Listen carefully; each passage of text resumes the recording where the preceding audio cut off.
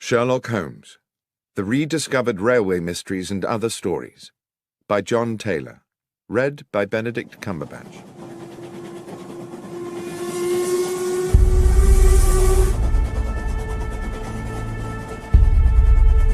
An Inscrutable Masquerade.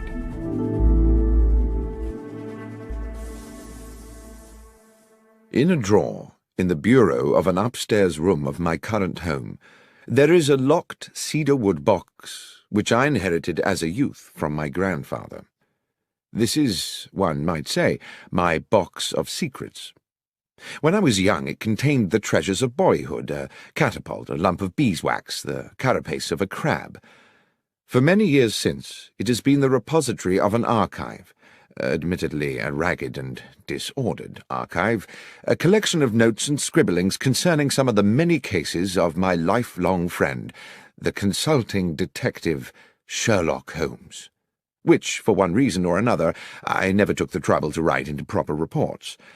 Having had recently a little time on my hands, I reopened this box of yellowing notebooks, and it seemed to me that several of the cases, given the ocean of time between those events and the present day, would now bear telling. And I begin by chronicling an adventure which I may have dismissed for several reasons, not because it lacked baffling and intriguing elements, on the contrary, but mostly, I think, because it was, for me personally, such a dizzying and distressing experience.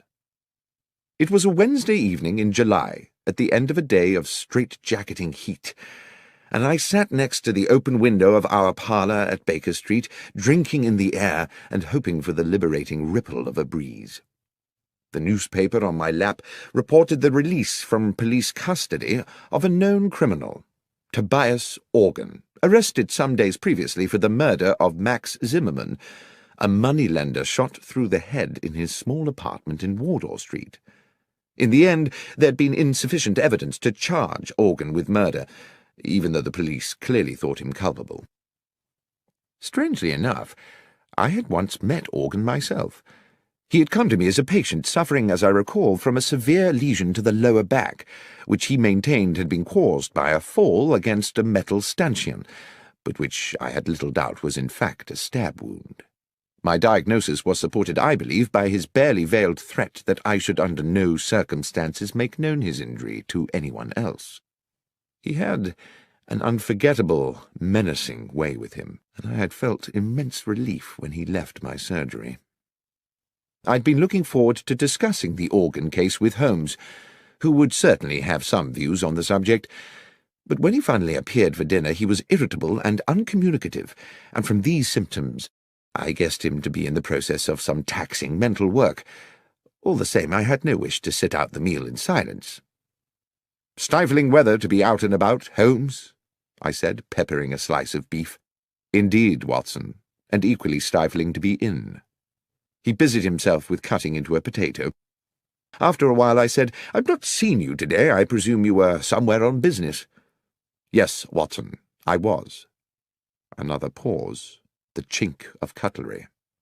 "Somewhere local?" "Somewhere very local, Watson. I'd expect you'd like to know where." "Well, I've no wish to be intrusive." "In the basement. I've been all day in the basement of our house, and since your desire not to be intrusive is clearly struggling against your overwhelming curiosity to know, I will tell you why I was there." And he paused and smiled, "in the full confidence that you will not breathe a word to a soul about it." "Why, Holmes, of course not, and on the understanding that if I do tell you, you will not be able to leave this house until my work is complete." "What?" I put down, almost dropped, my knife and fork. "You don't mean not leave at all?" "That's precisely what I mean. So it may be that you would prefer to forego my secret rather than consent to becoming a prisoner here for what might be several days." Hopelessly intrigued, I gave no thought to the discomfort of being shut indoors in this sultry heat, no thought to the boredom, not even any thought to the fact that I had appointments in my diary. "I'm prepared to abide by your request, Holmes." He stood up from the table, his meal unfinished, and went across to the hearth to retrieve his pipe and tobacco pouch. As he filled his pipe and lit it, he sank into his armchair. "I believe you have been preoccupied with the case of Tobias Organ, Watson." Yes, it has been on my mind. How? You twice left the newspaper open at that page. The moneylender Zimmerman, a legitimate businessman with a wife and young children, was murdered with an army rifle. The police have many reasons for believing Tobias Organ to be guilty of the crime, and one of these is that he owns an army rifle. Organ, of course, denies that his firearm is the murder weapon. Well, yes, I said, one would expect he would. But suppose, said Holmes, suppose there was a science which could with certainty tie a bullet to the gun which fired it. Well, that would be marvellous, I said. But there isn't, is there? Well, Watson, let us say that such a science is seminal. It is exactly this problem which I am wrestling with at present in the basement of the house. I've set up a laboratory of sorts down there where I can conduct some experiments. Progress is promising, and if the results are as I expect, they will certainly send Tobias Organ to the gallows. But Organ is an utterly ruthless villain, undoubtedly guilty of a number of murders, but devious enough always to palm them off on others. If he were to gain even an inkling of my work, we would be in the utmost danger. I can see that you would be in danger, Holmes, but how might I be? As I say, Watson, Organ is ruthless. To get at any enemy, his favourite trick is to abduct someone close to his adversary, often with, I'm afraid, horrific consequences. You know too much now, and since I'm not prepared to put you at risk in that way, I fear you must sit it out in these apartments. You must not answer the door, you must stay away from the windows, no visitors. You must lead the life of a prisoner until such time as this matter is settled. Well, I said, it might be good for me. I have a medical paper to write, and the period of confinement might induce me to keep my nose to my studies. Excellent, Watson. I'm sure your sacrifice will not be in vain. I really did not see myself sacrificing very much at all. I spent the evening cancelling all appointments of the following week, and went to bed rather looking forward to a few days of fruitful incarceration. The morning found me in a hopeful mood in what appeared to be an empty house. Holmes, I presumed, had already descended to his basement laboratory. Our landlady, Mrs. Hudson, had left me a pleasant, cold breakfast, an indication that she herself had had to leave the house early. The day, while already warm and bright, had not yet begun to turn oppressive. The clock over the hearth ticked slowly as I settled down to my books, experiencing for the first time since my student years some of the quiet ecstasy of study. By midday, the room had become hot. My concentration meandered, and thirst plagued me. I wandered downstairs to Mrs. Hudson's apartment and found her still absent, so I proceeded down to the basement to ask Holmes whether he knew what arrangements had been made for lunch. The door to the basement was shut, and when I tried the handle, I found it to be locked. From within, I could hear the occasional crack of what sounded like a gun being fired, and the grind of metal on metal like ball bearings rolling round an iron bowl. "Holmes, are you there? Watson, what are you doing here?" "I'm in the process of an investigation." "Indeed?" "Yes, I'm trying to find out what's happening about luncheon." "You'll have to prepare something for yourself," he called back. "I'm afraid I've sent Mrs. Hudson away. I cannot risk the lives of innocent people. And Watson, be so good as to keep away from the basement. Confine yourself to our own rooms and to the kitchen. There's a good fellow." "Very well, Holmes, but—" "Yes?" "I really would very much like a newspaper." "I'm afraid you must do without. Neither of us can take the chance of leaving here until this business is complete. Now, please, let me get on." I trundled to the kitchen. I managed to find myself some bread and cheese, which I took back upstairs. Our rooms were now very hot, and since I was forbidden to sit near the window, I ate my luncheon over my books, dropping crumbs into the creases of Gray's Anatomy and beginning to feel restless. After lunch, I managed to force myself to a little more work, but by 3 o'clock had fallen asleep in the armchair. I woke to hear the sounds of evening traffic moving along Baker Street.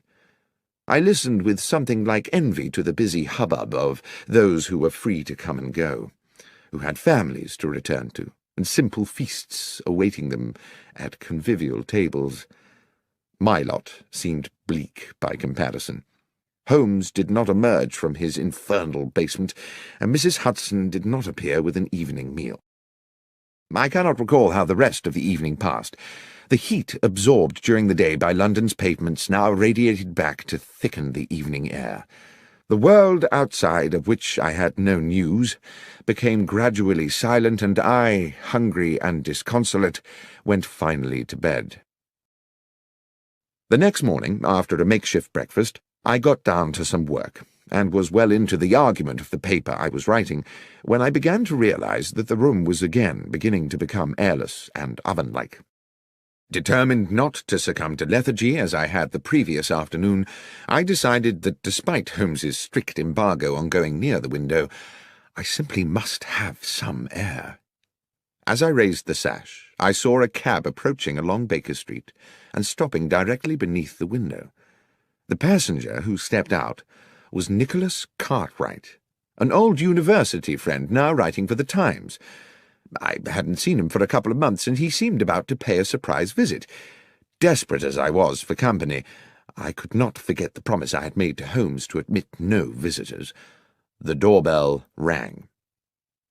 My first idea was to wait for Cartwright to give up and go away, but there quickly came a second ring, and with it a call from the street through the now open window. "Watson!" A note of anxiety in his voice, suggesting that all was not well. Cartwright was a good friend. I did not see how I could linger there pretending to be deaf when he might be in need of my help. I dashed down the stairs and opened the front door. "Watson, so pleased to have found you." The statement immediately struck me as odd, as did Cartwright's whole demeanour, but mindful of the proximity of Holmes in his makeshift laboratory, I whispered, "Look, old chap, odd things are going on. Come up, as quietly as you can. I'll explain there." A sudden sharp crack issued from the depths of the house, and I hoped that, preoccupied as he was, Holmes would have no inkling of the presence of my visitor. As we entered the parlour and shut the door, Cartwright said, "Watson, I've been worried about you. I didn't even know if I'd find you here." "Worried?" "Yes. The story in the Gazette regarding yourself and Mr. Holmes. Did you know it was in the papers?" "Cartwright, I haven't the least idea what you're talking about, and as for newspapers, I haven't seen one in days. Here." He tossed me the paper, open at about the third or fourth page, and I read the following headline and accompanying article. "Sherlock Holmes and Dr. Watson part company? After several years of celebrated collaboration, the eminent consulting detective Mr. Sherlock Holmes and his medical companion Dr. John Watson have terminated their professional partnership and, it seems, simultaneously ended their personal friendship. Mr. Holmes said that while he continued to hold Dr. Watson in high esteem and to regard him as a man of exceptional honour and professional competence, circumstances upon which he could not and would not elaborate had made it expedient for them to go their separate ways. There was no comment from Dr. Watson." I stood for a moment, holding the newspaper and averting my gaze from Cartwright. Who had written this? Did Holmes know about it? Was there some truth in it? Was Holmes's exile to the basement a way of keeping me at bay while he found alternative lodgings? "This is today's Gazette?" "Yes, Watson. I see you knew nothing about this." "Am I speaking to you as a friend, Cartwright, or as a journalist?" "Well, I suppose, unfortunately, as a friend, John. I say unfortunately because this is clearly a damned good story. But if you wish to talk to me off the record, so be it." "Off the record, then. I know nothing of this, and I don't know whether Holmes has had a hand in it. He's conducting some very secret business at present, and possibly it's connected to that. That's all I can tell you, I'm afraid." "One thing does baffle me," Cartwright said. "How did the Gazette get the story without us getting it too? Anyway, I won't make anything of this, John, until you give me the go-ahead. But I hope if there does turn out to be an exclusive—" "You'll be the one to get it," I said. "Thank you, Nicholas." I saw him down the stairs and closed the front door behind him, finding myself relieved that he had gone. I had no idea that I would be seeing him again soon under even more peculiar circumstances. But determined that now I must confront Holmes with this business, I knocked on the door of the basement. "Holmes?" A long silence. "Holmes? We must speak." "Not now, Watson." "Holmes, there's something I must discuss with you urgently. Something in the newspaper." There was a scuffling and the basement door opened. "Newspaper? How did you get a newspaper?" Cartwright called. He'd seen an article— Yes, Holmes interrupted. Yes, the article. I dare say you would appreciate an explanation. Give me half an hour. A little later we sat opposite one another in our sitting-room. The evening was still close and oppressive. "The newspaper article," said Holmes, "was an unfortunate necessity. I hope it has not caused you too much embarrassment, Watson, and when this business is finished, all will be rectified." "But why?" I said. "Report us as having quarrelled." "Bear with me, Watson, I beg of you. As you know, I have tried to keep my work here secret. But how certain can one be of that?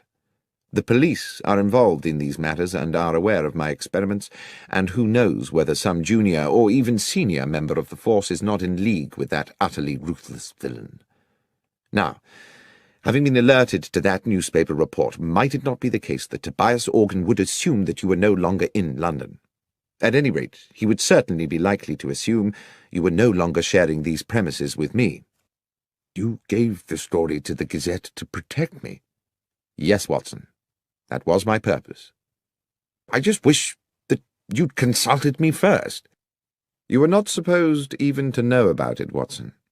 And if you had not had a visit from Cartwright, you would never have seen the article.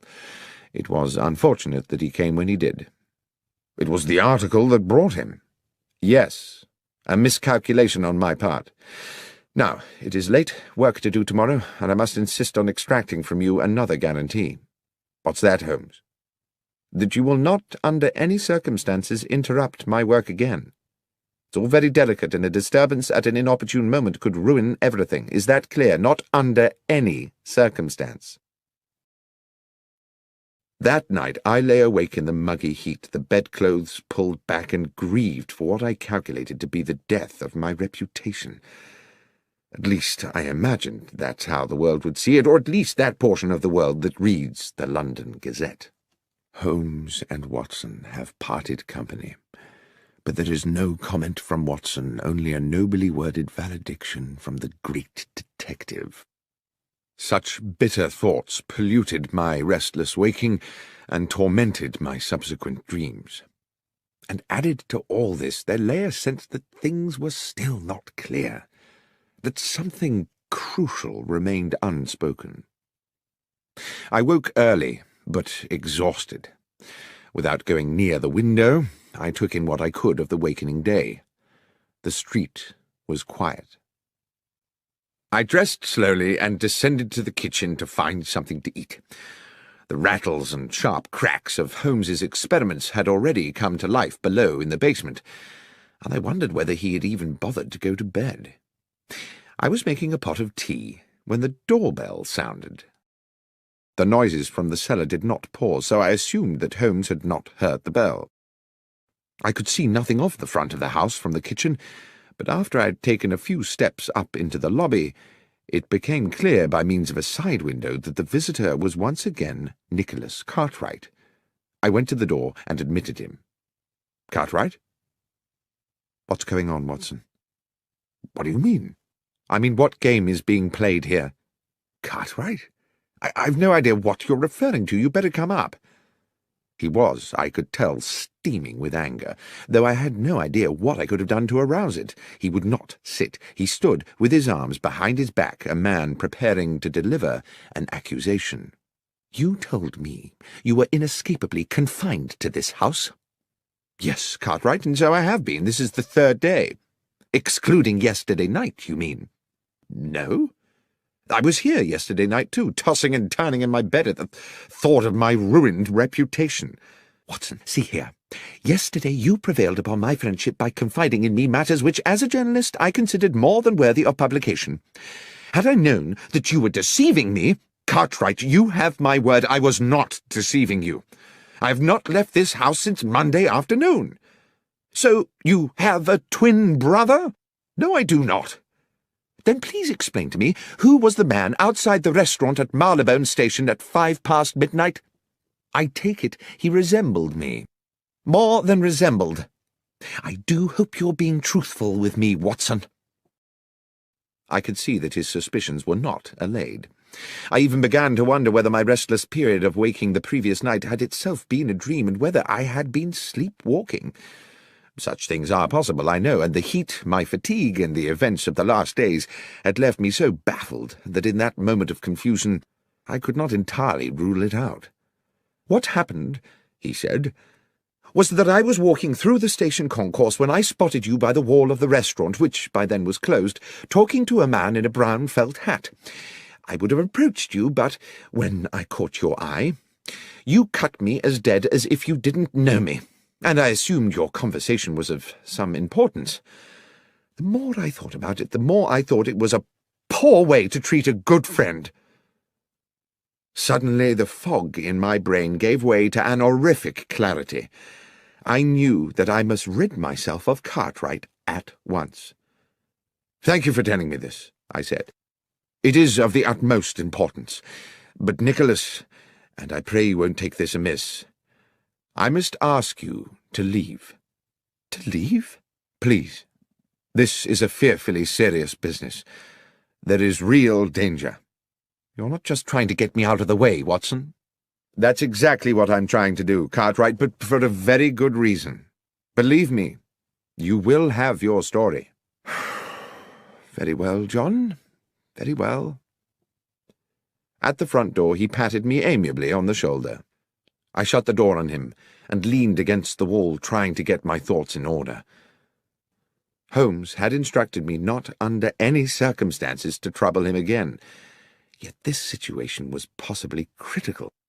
If Tobias Organ had hired some impersonator to look and sound so like me that even Cartwright, who had known me for years, could be convinced, then Holmes might also be deceived, and then what power they would have in their hands. If I could not speak to Holmes, I could at least alert him by other means. I ran up the stairs with the idea of writing a note which I could slip under the basement door, but as I reached our rooms, I heard a cry from the street. Without thinking, I ran to the parlour window. 100 yards southwards along Baker Street, 3 men were struggling. 2 of them were bundling the third man into a cab against his will. It was Cartwright. I dashed down the stairs and ran into the street. The driver of the cab had already whipped up the horse and moved off at a lick, but I gave chase, fury and outrage fueling my progress. I pursued them for a good half a mile until eventually they outpaced me, and I stood gasping for breath outside St. Vincent's Church.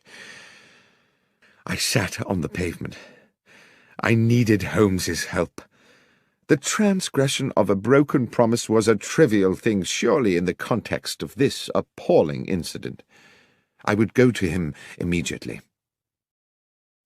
Aware that, in the haste of my pursuit, I'd left the front door of the house open, a new anxiety overcame me.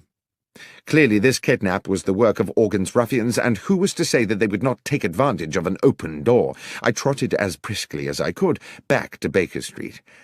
But the door was no longer open, and on such a close and windless day I thought it unlikely it had been closed by a draught. The horrible thought occurred to me that someone may have already got in, and then everything seemed to tumble into place. Cartwright's abduction had been intended to draw me out of the house so that the man masquerading as myself could gain entry. Holmes would be unaware of this. He would eventually open the door of the basement to his assailant, and, believing it was myself he was admitting, would offer the easiest of targets. I had left the house without a key, but I knew there was a possibility of access via the rear of the terrace. This entailed my knocking at the door of our neighbour, Mrs. Harben, an elderly, amiable woman who seemed happy to allow me access to the rear of the building. Here I was obliged to scale a wall to the yard outside the back of our own dingy basement, the front room being that which Holmes had taken for his makeshift laboratory. There was no light within. I opened the door with infinite slowness. The noise of Holmes's experiments seemed to have stopped. The door that connected this room to the front half of the basement was 6 or 7 short paces away, but it was too dark to see whether the bare floorboards were liable to move and groan when I trod upon them. I tested each step before lowering my weight, and moved with the floating motion of a rather overweight pantomime artist. 1, 2, 3. Then there was movement behind me. A hand was clamped across my mouth and an arm locked around my throat. The grip was expert. I could not breathe or move. The hot breath of my assailant in my ear whispered, "Doctor, do not cry out. I'm going to release you and you will turn round slowly and face me. You must not make a sound. Tap my hand if you understand." I reached up to the hand around my throat, and obediently I tapped it. The arm released me, and as quietly as I could I took a deep draught of air, turning as I did so. "Lestrade!" "Shh! Yes, Doctor. Wasn't expecting you here.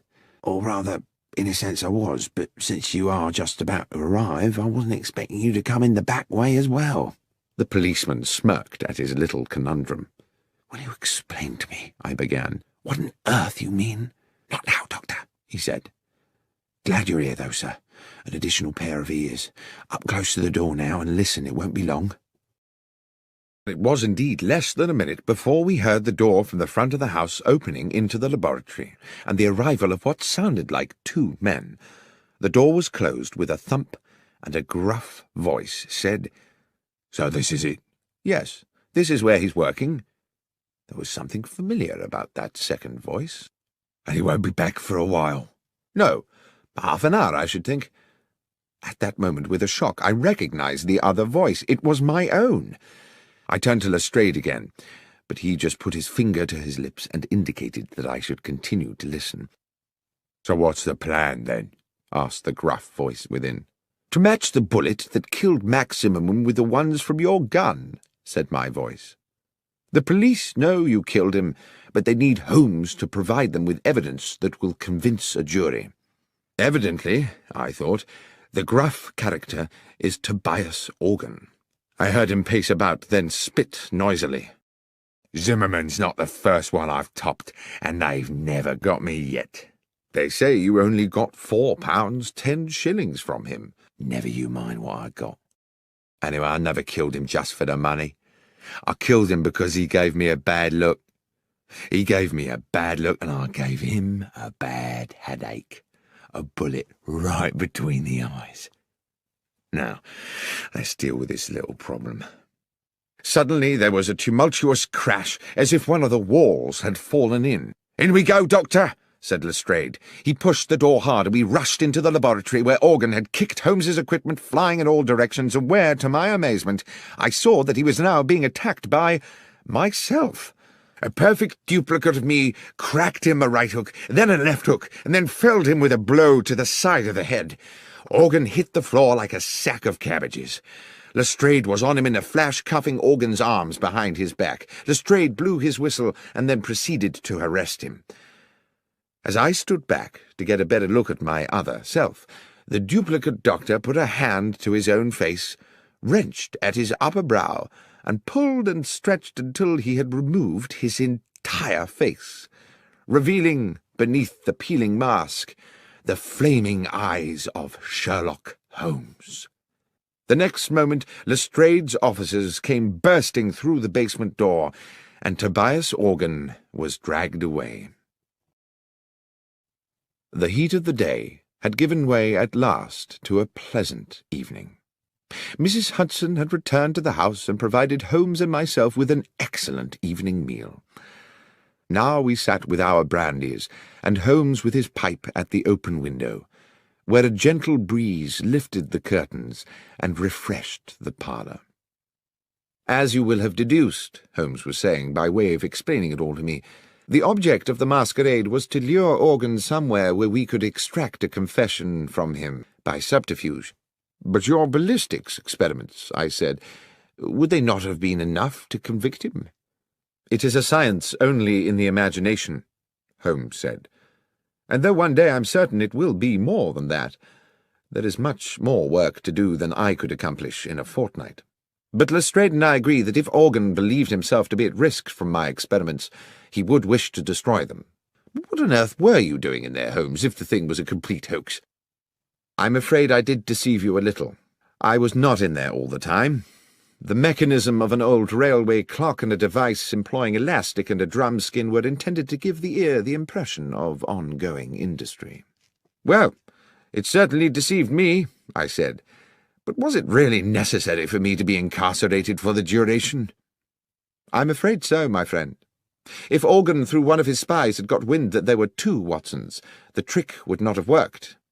What's more, it was necessary for him to believe that you and I had quarrelled, and therefore that the good Dr. Watson might be in the market for a bit of betrayal. Unfortunately, your friend Cartwright saw me meeting Organ's accomplice at Marylebone Station, and almost let the cat out of the bag. It was necessary for us to put him somewhere safe. Lestrade's men kindly subjected him to a temporary and very comfortable period of kidnap. It was you who had him dragged away." "Yes. I had not calculated that you would follow him, of course, or that you would be locked out and find yourself clambering in through the back. But it turned out well. You will make an additional witness for the prosecution." "Do you think they'll convict him?" "Oh, yes, Watson. His confession today was as clear as a bell. Tobias Organ will hang. As for you, my friend, I have given you a terrible time, and as a reward, I'm going to take you to the opera." "Tonight?" "Yes, tonight. Gilbert and Sullivan. The Mikado." "But, Holmes, my memory is you don't much like Gilbert and Sullivan." "No, Watson, but you do. And besides, I have to confess to having a soft spot for the Lord High Executioner."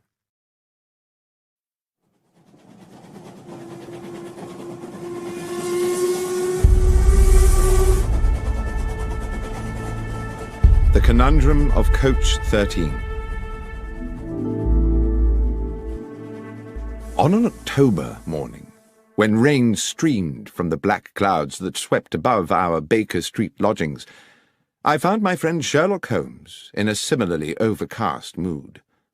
He had not had a case in weeks, not at least what he called a decent case, and he had been huffing and puffing about the house for 2 days. It was with some relief to both of us, therefore, that we heard the slowing approach of a cab in the street outside, and both moved eagerly to the window.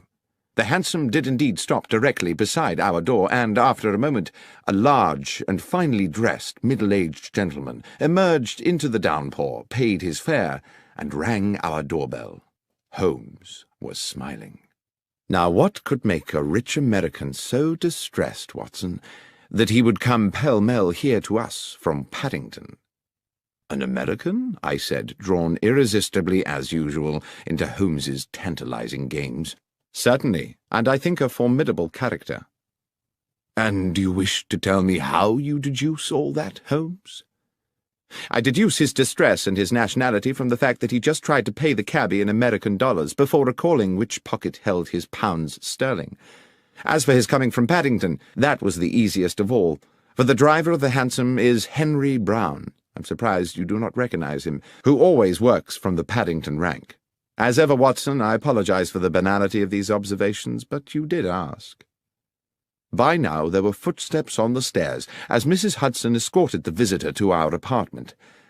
While I inwardly delighted to note that my friend had returned to his amiable best in anticipation of a new challenge, I found myself praying that it would be a challenge worthy of his powers and his pent-up energies. No sooner had the door opened than the huge, rotund figure of our visitor, bright in a cream suit, burst into the room like an actor onto a stage, determined to establish his character instantly. "Mr. Holmes!" boomed the American voice as both his arms swept forward to grasp my right hand. "Benedict Masterson! What a great privilege to meet you!" "Delighted, but I am Dr. John Watson," I replied. "This is Mr. Sherlock Holmes." With equally booming apologies, he bowed charmingly to me and turned to my friend. "Ah, yes. Now I see. Unmistakable, unmistakable." The impression given was that he had found the first Sherlock Holmes of his acquaintance a little short of his expectations. "Mr. Holmes, I wish to ask you to act for me in a business both mysterious and distressing." "You had better sit down, Mr. Masterson," said Holmes, "and tell us everything." and having settled his cream-covered bulk into an armchair and accepted a cigar, on which he continued to puff anxiously as he spoke, the American told us his story. "I am a dealer in gold, gentlemen. Gold has been my life. My father owned small mines in Nevada, which gave us a comfortable living. In my turn, through judicious trading, I've made these assets yield a fortune. I came to London last week because your own Bank of England had made an order for a substantial quantity of gold bars to boost its reserves. The bullion was shipped into Bristol Harbour and transferred yesterday onto a chartered London train for transfer to the bank. I have been in London doing the paperwork, of which there is, let me assure you, no small amount. And I went to Paddington this morning to meet the consignment. The train was there, the gold was not." "I see," said Holmes. "Stolen." "Undoubtedly. How much?" "We're talking 4 or 5 millions, Mr. Holmes." "That's a large loss. Is the gold insured?" "Indeed it is, but you know insurance companies, Mr. Holmes. They are ever suspicious, and the circumstances of the gold's disappearance are, to say the least, rather strange." "The details, Mr. Masterson," said my friend, "if you please." "Well," continued Masterson, tapping a thick cylinder of ash into the ashtray, "I'd asked to commission an overnight train, and also insisted that it be discreet, not armored or escorted, or in any way having the appearance of a specially secured conveyance. I was offered the charter of a passenger train which returns empty from Bristol to London once a week, and which railwaymen jokingly call the Bad Luck Special, not because anything has ever happened to it, but because it normally consists of 13 empty passenger coaches, as indeed it did on this occasion.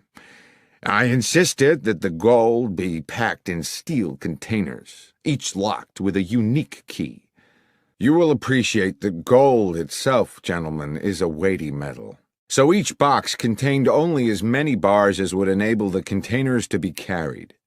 In order to prevent the possibility of them being removed from the moving train, I ensured that while they were small enough to go through the open carriage door, they were too large to pass through the windows, even with the windows slid down to their largest aperture. I then arranged for the doors of the bullion carriage to be locked from the outside so they could not be opened until the train reached London." "The train was empty, then, apart from the driver and fireman of the locomotive?" "No, Mr. Holmes. It is railway practice for all trains to have a guard, a practice I was very happy to comply with, since it meant my consignment would have an overseer throughout its journey, and to this end all the steel cases were loaded into the last coach of the train, coach 13, where the guard could keep a constant watch on them. The man employed for the job was a Mr. Lyons, Mr. John Lyons, a mature and trusted employee of the railway company." Here, strangely, Mr. Masterson stopped and smiled. I inquired whether he had ever worked on the French railways. Gare de Lyons, you see. Gare de Lyon." Holmes smiled politely and nodded. "Forgive me, gentlemen, I could never resist a pun. To continue, the train left Bristol at 3 this morning, as scheduled. But when it arrived at Paddington at 6, the steel boxes of gold were gone. Mr. Holmes, this was an impossible robbery. The train stopped only once for a minute or so to take on water. Hardly time to unload a single box of bullion, let alone 100 of the darned things, weighing in at 150 pounds apiece." "And the guard?" asked Holmes. "Lyons claimed that he fell asleep somewhere into the journey and woke to find the bullion disappeared. He's being held at Paddington along with the driver and engineer, but all ardently protest their innocence." "And with regard to other suspects, can you think of anyone in your organization who might feel inclined to take advantage of you?" Masterson pinched his lips and looked embarrassed.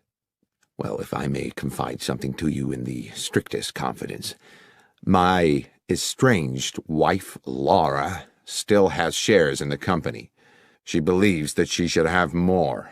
There is, some bitterness in this regard. However, I know Laura well enough to doubt that she is a thief.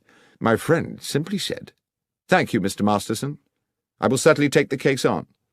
Would you be so good as to wire Bristol and inform them that Dr. Watson and I are on our way?" "I will, sir. You mean to go there today?" "Indeed, yes, as soon as I have made a check or two at Paddington Station." "Well, I surely thank you. I can think of no better hands in which to leave the case of the bad luck special than those of Mr. Sherlock Holmes." Holmes did not smile. "I never leave anything to chance, Mr. Masterson. Perspicacity and reason are the tools I employ." "Forgive me, Mr. Holmes. As I say, I am fatally attracted to puns." "We will keep you in touch," Holmes said, "with all developments." Within half an hour we were at Paddington, but before boarding the Bristol train, Holmes wished to make certain that the so-called bad luck special was secure. The train had been shunted into a siding, and we were relieved to find that police responsibility for the case had fallen to Inspector Stanley Hopkins, a young but ambitious detective with whom Holmes and myself had had numerous dealings in the past. Hearing that we were being engaged by Mr. Benedict Masterson, the inspector agreed to watch over the train and make sure it remained undisturbed until our return to London. It was still raining when we arrived at Bristol, where we met the station foreman, George Willits, an amiable man in his 50s, who gave the comforting impression of having been in his job for a lifetime and knowing the whole business inside out. Willits had been on duty the previous night and took us directly to the goods platform from which the bullion train had left. Though he did his best to be of assistance, he looked painfully weary. "I apologise to you gents for my appearance," he said, "but I was on night shift last night seeing out the special. I was just about to go off when the message came from London about the theft, so I've not yet been home to bed." "We won't keep you long, Willits," Holmes said. "I understand you were here when the bullion boxes were being loaded." "I was, sir. I supervised them myself. Watched them being lifted into the guard's carriage at this very spot, before I sent the signal to bring in the rest of the train." "The guard's coach was not connected to the train while it was loaded." "That's right, sir. The rest of the train was shunted out of the siding and coupled up just before she was due to leave." "And who brought her in?" "Tommy Marriott, the engineer, and his fireman, Pat McGlinchey." "Old hands?" "Not quite so much a fixture as myself, Mr. Holmes, but they've been around the best part of 10 years. They're sound men." "Good. Now, if you'll bear with me a little longer, Willits, I'd like to ask you a little more about the gold itself. How many men were involved in loading the carriage?" "Well, sir, it was quite some operation. It took 4 men to load each box, 2 inside the carriage, 2 outside. Damn heavy things, if you'll excuse me, sir. Over 100 weight apiece, and damn awkward squeezing them through them narrow doors. It was a hell of a job." "And how long would you say the whole business took?" "It was about midnight when they started, and about 2:15 by the time they finished, so almost 80 minutes. "And after it was loaded, was there any delay before departure?" "No, sir. The rest of the train, as I say, was reversed in from the siding. John Lyons, the guard, got aboard, and the door of the guard's coach was locked from without, sir, as per our instructions." "One final question, Willits, if I may. I'm informed the train stopped en route." "Yes, sir. She was scheduled to hold up for a minute or so at Swindon to take on water." "It stopped for no longer than that, and at no other time?" "No, sir. The signalman would know for sure if she'd been held over for more than a minute, and that's already been checked." Holmes seemed to pause for a moment while he considered all this information, and then he said, "Willits, I am most grateful for your detailed and, I have no doubt, accurate recollections. Now, if you will excuse us, Dr. Watson and I will take the next train back to London and leave you to go home and get some sleep." Inspector Hopkins was at Paddington when we arrived, and Holmes immediately requested that he arrange for us to speak to the railwayman who had commandeered the bad luck special on the previous night, Marriott and McGlinchey, the engineer and fireman, and the guard, Lyons. In a dark office of the railwayman's quarters, on one of the grimmer outer platforms of Paddington Station, The three men sat disconsolately on rickety wooden chairs. It occurred to me that they had by now been detained in this dismal place for several hours, and when Holmes and I were introduced to Lyons, he barely had the energy to nod to us. But he did speak, his words almost drowned in the muffler which half covered his mouth. "I dare say you think me a thief, Mr. Holmes, from what you'll have heard. I'm not, sir, but what I have done is derelict my duty, so maybe I deserve what's coming." "I want to assure you, Mr. Lyons," Holmes said, "that my intention here is to uncover the truth, and uncover it I will. If you are, as you say, innocent of any crime, you have nothing to fear from the law. But tell me how you think you failed in your duty." "Well, I were meant to keep me eye on the shipment, sir, weren't I? But I fell asleep. It's not something I make a habit of, but this time I did." "And woke to find the bullion gone?" "A nightmare, sir. I suppose I should have stopped the train with a pull cord, but I was in a bit of a daze." "How long do you think you slept?" "I've thought about that, sir. I remember us passing through the White Horse Valley just before Swindon, and when I woke up, we were about 10 miles out of it and past the Lumsey Water Tower." Holmes looked towards the fireman McGlinchey, a plump man with rich black curls. "When you stopped to fill the tank, did you notice anything odd?" "No, sir. It was a dark night, and there were no lights there save the fire from the boiler. You couldn't see 20 feet beyond the train." Holmes turned back to Lyons. "I would like you to describe to me the events of yesterday evening." "Well, sir, I wasn't due to start my shift until 1 in the morning, so round about 12 I had a brown ale in the railwayman's canteen and collected some sandwiches and a can of tea for the journey." "Just tea and sandwiches?" "Yes, sir, and a piece of seed cake, if that's not too much detail." "There is no such thing as too much detail. Please continue with your story." "Well, at about 1:30 I made my way over to the goods platform. They just finished loading the bullion into the end carriage, and the other part of the train had been brought in and coupled up. A gentleman in a suit gave us final instructions. To the engineer and fireman Tommy and Pat here, he said the train was cleared to London, with just the one brief water stop, which was under no circumstances to take more than 3 minutes, and if there should be an emergency, they weren't to leave the cab. At that point, they locked me in with the gold, and at exactly 2 a.m. we were on our way. About a half hour after, I had me sandwiches and a few swigs of tea. It were a clear night, and I sat by one of the windows and watched the stars, contented with everything, sir. That's when I must have dozed, and, well, what happened after that, you know." "Thank you, Lyons," said Holmes. Then he turned to young Inspector Hopkins with a new, fierce gleam in his eye. "If we may, Hopkins, I should now like to inspect the train." We made our way along the track to the engine sheds, and after checking the locomotive, searched through each of the 13 coaches, whose number I carefully counted myself, until we arrived at the last, the guard's coach, in which the gold had been transported. "Now I have been assured," Holmes said to Hopkins, "that the doors of this coach were locked from the outside for the duration of the journey." "Yes, Mr. Holmes." "Yet it was possible to move along the train through the coaches via the connecting doors?" "Yes." "And what of the other coaches?" "I checked them. Their outer doors were all locked too, but it would have been impossible anyway for the thieves to have moved the containers along the train to jettison them from another carriage. The boxes of gold were too big to pass through the connecting doors. All that had been carefully calculated." "But is it quite certain," I ventured, "that the boxes could not have been opened and the gold removed bar by bar?" "Quite certain," said Hopkins. "Not without the original keys. They were unique to each box." "Besides, Watson," said Holmes, "if the boxes had been opened here, then, with or without the gold, they would still surely be here now.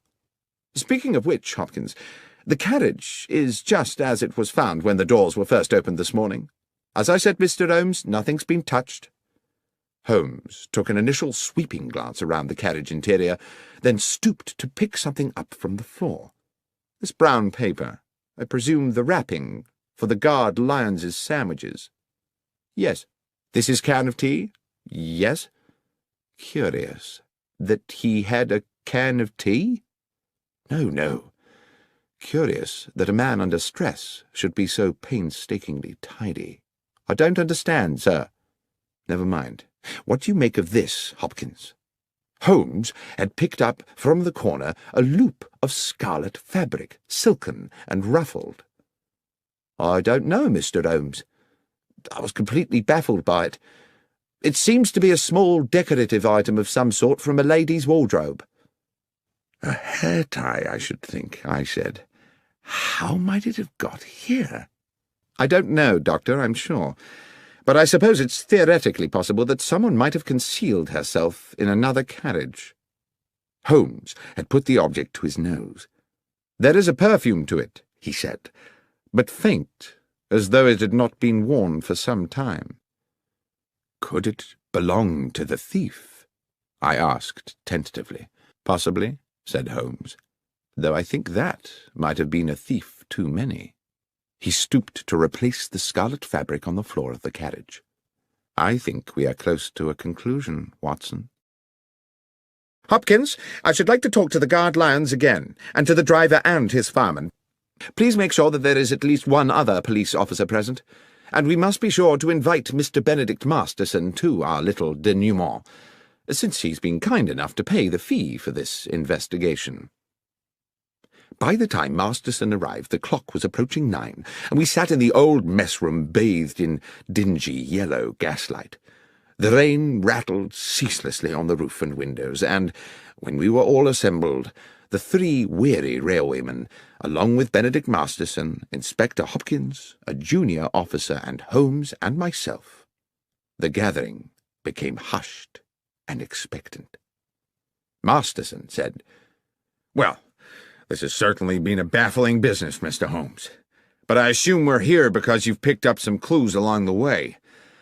You are certainly a man equal to his reputation, sir. The inspector mentioned a red silk trinket of some sort." "Yes," Holmes said. He produced the item from his pocket. "This piece of perfumed fabric. The clear message is that someone was concealed in the carriage with the bullion." "I see. And moreover," I put in, "that the concealed person was probably female." Masterson appeared a little shaken. "Female, you say? Oh, dear." "If I may," said Holmes, "we will return to that later. Mr. Lyons, let us revert for the present to the subject of your sandwiches." "My sandwiches again, sir?" "Indeed. The sandwiches you took on board the train last night, together with the seed cake and the can of cold tea. You say you ate them just before you fell asleep." "Yes, sir." "You ate the sandwiches and the cake, you dozed off, you woke up again, and the gold was gone." "Yes, sir. That's how it happened." "And when you came round and realized the gold had gone, you say it was like a nightmare." "Yes, Mr. Holmes." "You were very agitated?" "I certainly was. Too agitated, I expect, to sweep the floor of the carriage." "To what, sir?" "I presume you did not sweep the floor of the carriage at that point, in that disturbed state." "No, sir, I didn't. With respect, sir, that's not my job." "Quite. I wouldn't expect you to, which makes it very difficult to explain why, when I examined the guard's coach this afternoon, I found not a single crumb on the floor. Now, can anyone here tell me how it's possible to eat several sandwiches and a slice of seed cake without dropping a single crumb? Or, come to that, a single seed?" "I promise you, sir, what I said about my supper was true. I remember exactly what I brought and exactly what I ate." "I have no doubt of that, Mr. Lyons." "Then what, sir?" "My point is merely that you were obviously not in coach 13 when you ate the sandwiches." "On my honour, Mr. Holmes, I swear I was." "Oh, you were in a carriage, certainly, but you were not in the carriage in which your sandwich wrapper was found.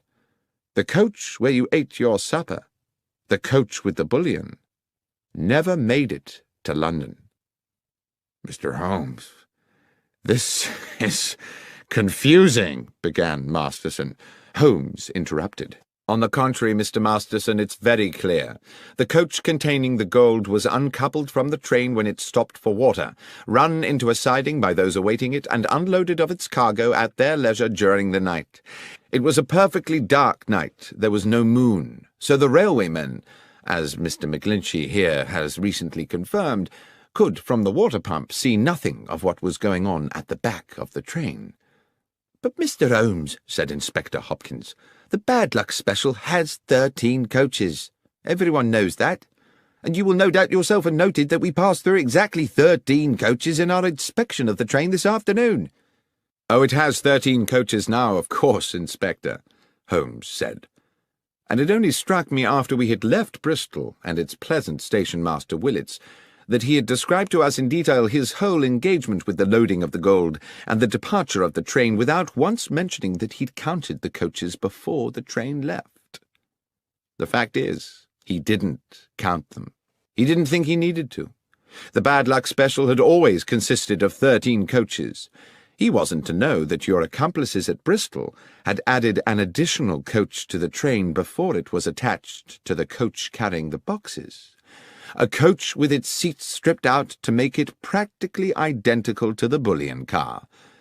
On that one night, the bad luck special had not 13, but 14 carriages. When the train stopped to acquire water, it simultaneously shed a coach, and it very nearly," he continued, turning back to Lyons, "shed a guard, too. You're a very fortunate man, Lyons." "I don't feel fortunate, sir." "Your good fortune is that you are still alive, and that in turn is because you were fortunate enough to fall asleep. Imagine if you had not. The train stops. The thieves uncouple the rear coach with yourself inside it. As soon as you see them, you become a risk to them. There's no telling what they might have done. What I believe actually happened was that as they were releasing the carriage from the train, someone noticed that you were asleep inside. They took the opportunity to move you into the next coach, along with your tea can and sandwich wrappings. You may be thankful you did not wake at that moment." Masterson wore an expression of amazement. "I am full of admiration, Mr. Holmes. But at the same time, I feel somewhat desolated. This clearly means that someone in my organization has betrayed me." "Which brings me back to the ring of scarlet silk discovered in the carriage, certainly an intriguing adornment to the problem," said Holmes. "It could indeed signify the presence of a woman." "But there is the mystery," I said, "of how she got there, or what she might have done." "I think, however," said Holmes, "that is a mystery with a simple solution." At this point Masterson appeared rather tragically stricken. "You're thinking—" "Yes," said Holmes. "You're thinking that my estranged wife, Laura— Dear God, that foolish woman—" "Oh, come along, Mr. Masterson. You know full well your wife had nothing to do with it. There was no one aboard the train save the 3 men here, driver, engineer, and guard, and none of them had anything to do with the robbery."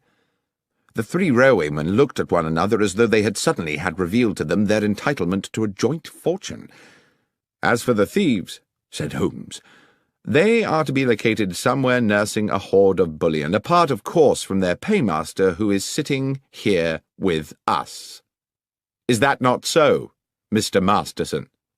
Masterson blustered and steamed. He was outraged. This was absurd. "How dare you, sir? What evidence have you for such an outrageous suggestion?" "I had misgivings from the beginning. I could not understand why you came to me so quickly after the theft had been discovered, when you had so much else to deal with. I see now that you were at pains to demonstrate to the insurance company that you were doing all in your power to recover the bullion because, of course, if you could have both the gold and the insurance money, you would have considerably augmented your fortune. But worse still, what your partners in crime would have done to Mr. Lyons, had he not had the good sense to fall asleep on the job, hardly bears thinking about. You were prepared not just to steal, but to be an accessory to murder." "This is speculation, Mr. Holmes. This would not stand up in court. You should be looking for another felon. What about that red silk ring?" "Ah, yes. You've been very subtle about that, Mr. Masterson, suggesting your wife's name one moment and the next assuring me that she could not possibly be implicated. I doubt whether you thought she would be, but you certainly sought to throw me off the scent. What was that item, if not a red herring? And is that not, for those who like to play games with words, another way to say a red herring? What fun you no doubt planned to have with that joke, Mr. Masterson, had you got away with this business. Now it seems the joke is on you. That was one pun, Mr. Masterson, which you would indeed have done better to have resisted. But whether justice was fully done is a moot point. In expectation of reducing his own sentence, Masterson eventually divulged the names of his accomplices and led police to the embezzled bullion. And although he was committed to prison for several years, it was clear that once his sentence was served, he would continue the life of a wealthy man. "I can't understand," I said to Holmes a couple of evenings later, "why you seem so damnably happy." "A man is never more content, Watson," he said, "than when doing well what his nature has fitted him to do. On which thought, will you pass me the tobacco pouch? I think we should indulge ourselves in a brace of good pipes."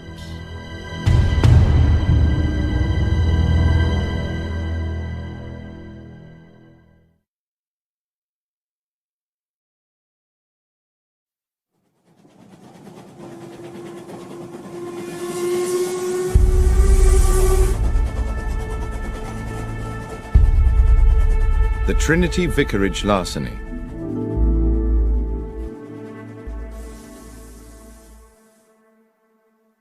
One fine spring morning, Sherlock Holmes and I received into our rooms a portly gentleman in a purple dress. That at least is how it momentarily appeared to me, as I glanced up from the Daily Chronicle at the open door. The purple gentleman, it transpired, was the Right Reverend the Lord Bishop of Kent, an old acquaintance of Holmes, and he had brought with him, as so many of our visitors do, a problem that was clearly causing him some agitation. Mollified a little by coffee and a cigar, Bishop Spriggs needed no prompting to divulge his story. "The nub of my problem, gentlemen, is an unfortunate young priest. A young man of promise and talent, very popular with his parishioners, who has inadvertently got himself into deep water." "Intriguing," said Holmes. "You may recall," the clergyman continued, "that Trinity Church in the Kent village of Hatchingham was last year in the news because of an exceptional discovery." "Of course," I said. "A silver chalice of considerable worth was discovered in the crypt." "Yes, Dr. Watson. A magnificent medieval relic, the so-called Hatchingham Grail, weighing some 22 pounds. With my approval it was sold to the British Museum, with the idea that a good portion of the proceeds would go towards restoring Hatchingham Church. The Reverend Kingsley, pending the beginning of the building work, had locked the money up in the church crypt. It was stolen yesterday. Holmes, you can imagine what an outcry there'd be if this found its way into the papers. It would be bad for Kingsley and the Hatchingham parish, and goodness alone knows what it would do for the reputation of the church. At any cost, the money must be recovered and the thief put away. And I mean any cost, Holmes." "Let us not concern ourselves with fees just yet," Holmes said. "Are there any clues at all as to who might be responsible for this theft?" "I'm not sure about clues," replied the clergyman. "Kingsley did make some sort of an attempt to discover the identity of the villain by chasing him over the fields after the theft, but I'm afraid he didn't get very far." "I think we had better meet the young reverend," said Holmes, "as soon as is practical. Watson, would you be at liberty to accompany me to Hatchingham for a few days?" "I'm utterly indebted to you both," said the bishop. "I dare say while you're in Hatchingham we could put you up at the Trinity Church rectory. Or there's the Jolly Bulldog, if you'd prefer an inn." "Ah," said Holmes, "the Jolly Bulldog. Now that sounds like just my kind of animal." We journeyed to Hatchingham the next morning and established ourselves at the cosy but crumbling hostelry that was the Jolly Bulldog. Our landlord was a bluff man called Starkey. taller by inches than Holmes, and compelled to stoop to avoid the beams of his own ceiling as he lumbered about in heavy boots serving his customers. He grudgingly provided us with a late snack of bread and some rather tough cold meats, complaining that if everyone chose to be fed at 2:30 in the afternoon, they would have to invent a new word for the meal taken between luncheon and dinner. "Leftovers?" said Holmes to me impishly, and at a level which I am sure Starkey was meant to overhear. "Might be that word?" The publican growled ominously as he left us, and I leaned over to Holmes and whispered, "There is surely an example of how a little power may go to the head of a man and make him too big for his boots."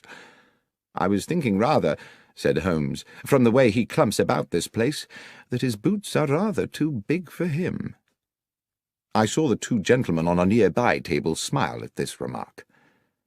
"I shouldn't take a lot of notice of Starkey," said one of them amiably. "He's just as tiresome with all the customers." The gentleman introduced himself as John Hapton, and his companion as Matthew Winslow.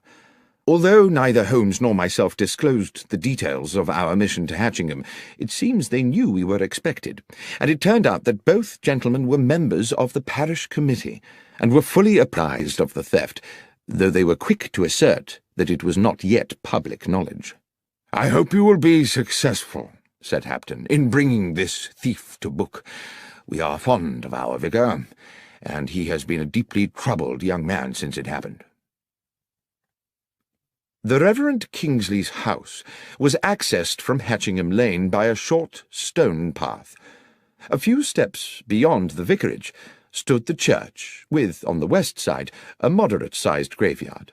On the other side, with its own access to the lane and shaded by a handful of fruit trees, stood Cherry Cottage, which we would later discover to be the residence of the verger and his wife. The Reverend Kingsley was a man in his early 30s, small in stature but of good looks, his clerical dress the quintessence of neatness. While clearly stricken by his predicament, he remained calm and articulate, and did his best to make us welcome in a pleasantly appointed parlour whose deep-coloured, thick-piled carpet and embroidered cushions evidenced a delicate sense of taste. "It's a relief to see you, gentlemen," he said. "The bishop told me all about you, about your many successes in solving complex cases. The problem, as you know, is that while we saw the thief escape, we were unable to establish his identity. However, there are one or two factors which, though they seem opaque to my own consideration, might prove illuminating under your own, if I might show you." "I would be most grateful, Mr. Kingsley," Holmes said. "First, though, I see that you have recently held a meeting in this charming room. I presume that apart from the 3 other gentlemen present, the 4th was yourself? You keep the side chairs in another room, I take it." "Good Lord, how did you know all that?" "Oh, it's a simple matter. The carpet beside the window has indentations of 4 chairs, and therefore I presume 4 people, but there are no chairs in the room whose feet would match." "Well, yes, you are, of course, quite correct," said Kingsley with a broad smile. "The parish committee convened here just yesterday, as we do each week. Yesterday was the day I broke the news that the Grail money had been stolen, and I hope that that news will remain privy to the committee members until such time as the thief is caught, but—" The vicar paused, and Holmes said, "Please, go on, Mr. Kingsley." "But," continued the young clergyman, "the gentlemen on the parish committee are the same 3 who sat here 2 weeks ago, when I revealed that the money for the Grail was in the crypt of the church. Only they and I knew of the fact, you see, so I can no longer be as confident as before that they are all honest men, which is a most unfortunate thing." "It was all in cash, I presume," Holmes said. "Yes, Mr. Holmes. I kept cash so that I could employ local men to restore the church and pay them by the day. I have little time to run to the bank and make a withdrawal every time a man finishes plastering a wall." "The money was under lock and key?" "Yes. There is a safe in the crypt where the church's small treasures have always been secreted." "And the crypt itself is locked?" "Yes. It can be entered either from within the church or by a door leading from the churchyard, and both those doors are locked at night. Mr. Holmes, I do hope you can help me with this. I don't know how my flock will ever forgive me if that money is not returned." Then perhaps, if you can bear to go over it all again, you would be so kind as to tell Dr. Watson and myself the circumstances of the robbery." "Yes, of course.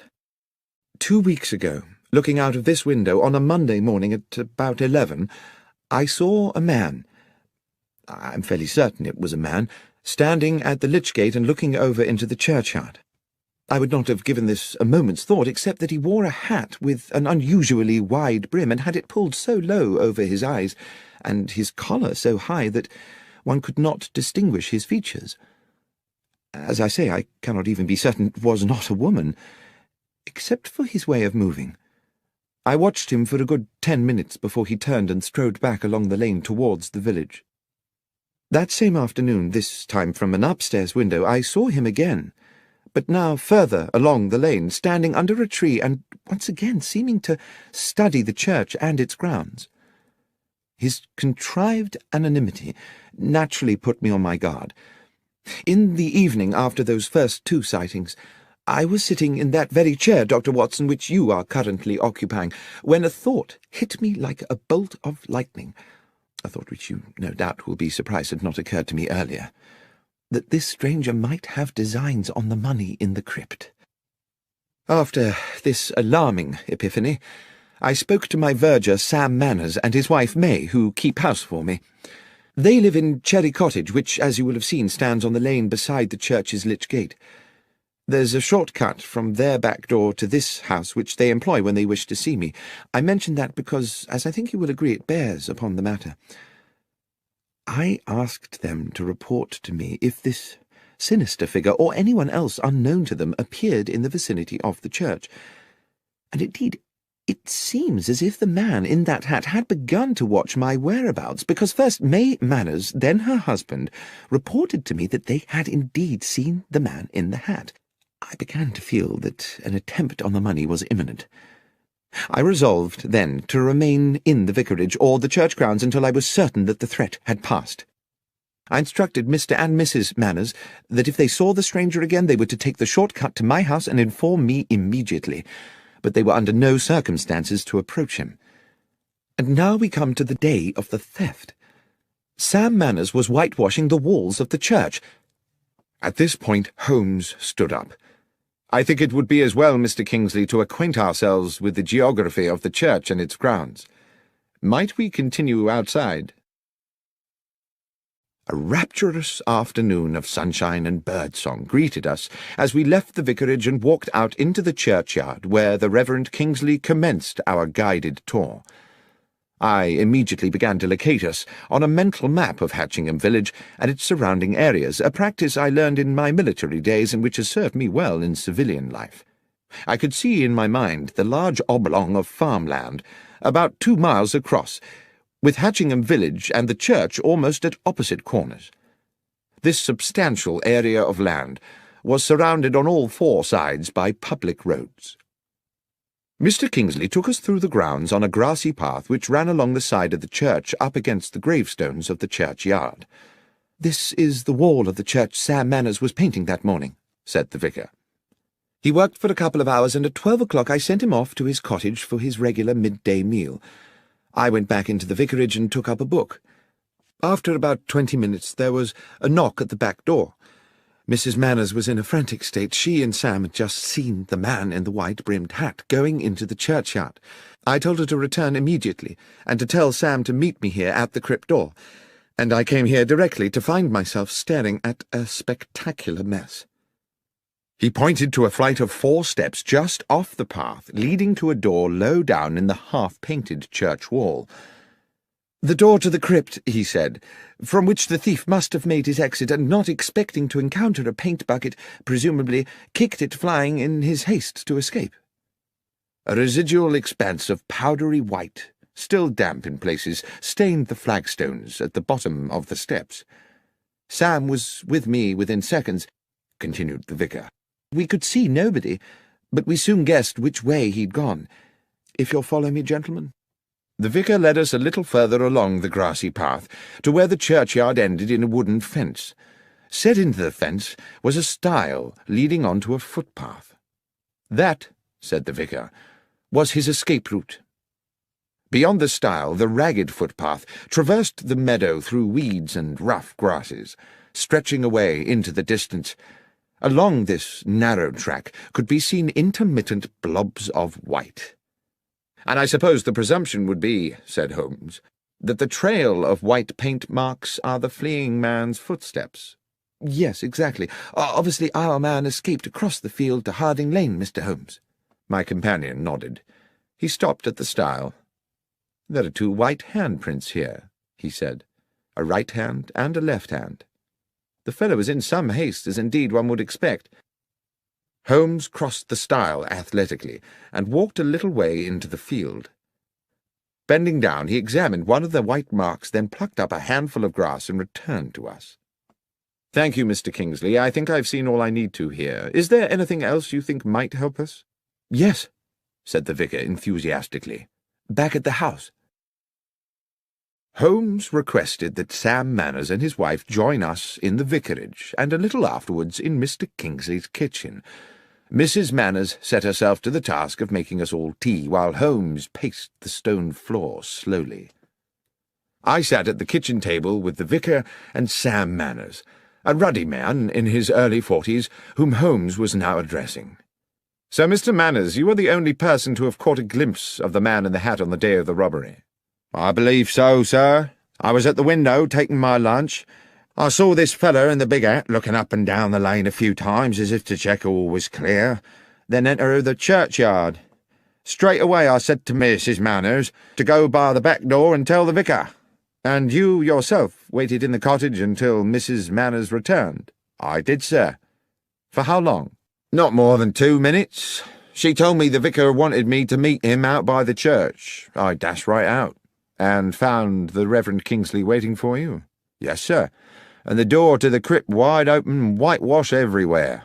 "The crypt door had been locked before you went to lunch?" "Oh, yes, Mr. Holmes, it always was."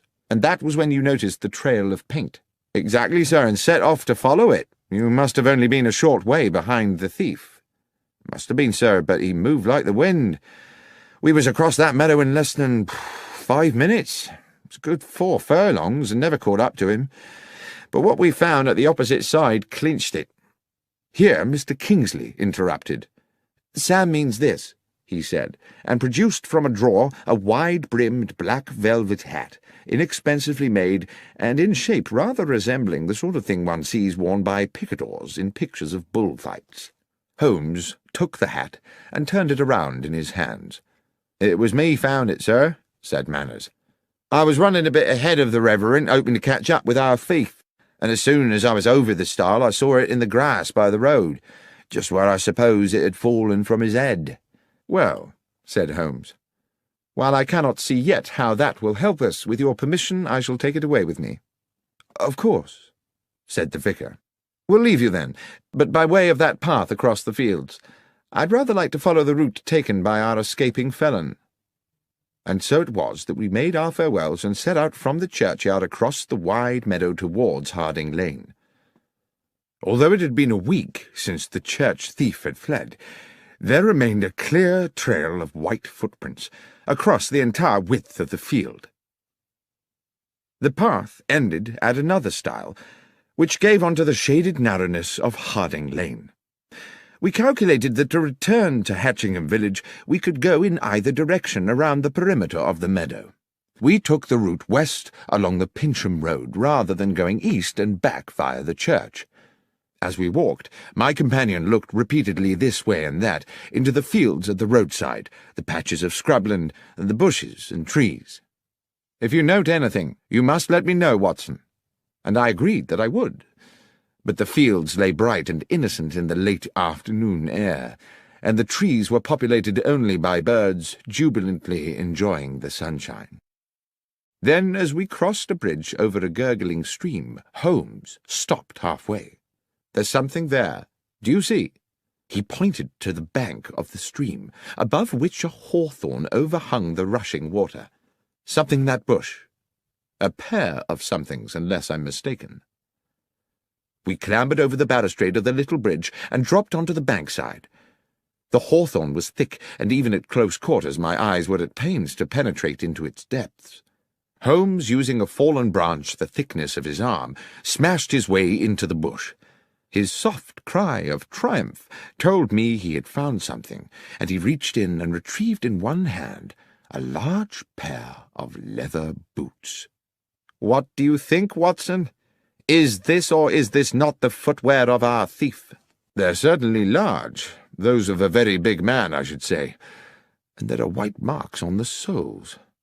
Shall we see how they fit those prints on the church meadow?" "I think we can assume that much, Watson. But what would induce the villain to jettison his boots here?" "Perhaps," I said, "he thought he was still being chased, and knew that if he were caught wearing them he would be recognized straight away." "Equally suspicious if he'd been found with no boots at all," said Holmes, "though I suppose he may have carried a spare pair of shoes with him. Watson, it is fairly clear to me the thief is a local man. Why, unless he feared to be recognized, would he indulge in such an elaborate disguise? Let us go back to the Jolly Bulldog. That, after all, is where the locals like to congregate." In fact, on our return to the inn, we found John Hapton and Matthew Winslow, the parish committee men we had met earlier, having returned to, or perhaps never having left, the same table. As we sat down, Holmes placed beside him on the floorboards the pair of boots we had found in the hedgerow, causing the two gentlemen to look at them inquisitively. When Starkey, the landlord, arrived to serve us, the first thing he said was, "Your boots, gentlemen?" "Not ours," said Holmes. "We found them in a bush in Harding Lane." "Strange what some folks'll throw away," said the publican. "They looks in prime order to me." "Hardly been worn," Holmes replied, and then he asked, "Would these boots fit you, Mr. Starkey?" And seeing our companions on the nearby table watching, he added, "Or either of you, gentlemen?" "Not me, sir," Starkey replied, rather more amiably than I had expected. "I know my boots look weighty, but my feet ain't so big as you might think. It's just I'm subject to blisters." "But you find big boots help your blisters?" I asked, my experience of patients suffering with that condition telling me the opposite. "No, sir. To start the blisters, I need to put on 3 pairs of thick hose, so I always gets my boots well over my proper foot size." Then, rather sardonically, he said, "Thank you, though, for asking, sir." Mr. Hapton on the next table asked, "Do you mind me asking, sir, what's your interest in boots?" Holmes said, "It's an investigation we are conducting in which boots have, well, some scientific significance." Then to me he whispered as our neighbour turned away with a disbelieving grimace, "It's as I thought, Watson. We have our culprit." "Starkey? No, not Starkey. One of these—" and I indicated with my thumb the 2 men from the parish committee. "No, Watson." "Who, then?" "These boots, Watson, do you observe nothing untoward about them?" "No, not at all. They're practically new. They're of a large size. Apart from that, they are undistinguished."